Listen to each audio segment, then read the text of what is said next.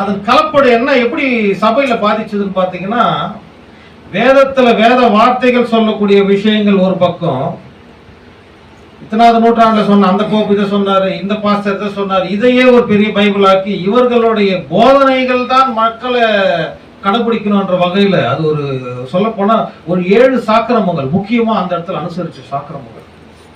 Priest Pope இவர்கள் தான் அந்த இடத்துல ஒரு பவர்ஃபுல் அத்தாரிட்டி அந்த நாட்டிலேயே. அந்த நாட்டை ஆடுறது ராஜா ஒருத்தர் இருந்தா கூட அந்த ராஜாவை காட்டிலும் ஒரு பவர்ஃபுல் அத்தாரிட்டி யாருன்னா இந்த போப்பா தான் இருப்பாரு. இந்த புரிஸ்ட் இவங்க தான்.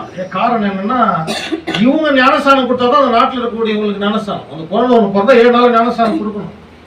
அந்த ராஜா இவங்களை பகச்சிக்கினாருன்னா இவங்க ஸ்ட்ரைக் பண்றாங்க, யாருக்கும் ஊர்ல இனிமேல் ஞானஸ்தானம் கிடையாது, முடிஞ்சு போச்சு கதை.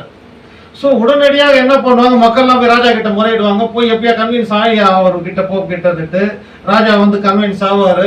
ஆனதின் பிற்பாடு இவங்க ஞானஸ்தானம் கொடுப்பாங்க. ஸோ ஒரு அரசியலிலும் சரி, நாட்டில் சகல விதத்திலும் அதிகாரம் படைத்தவர்களாக அப்போது இருந்த அந்த போப் போன்றவர்கள் இருந்தார்கள் அந்த இடத்துல.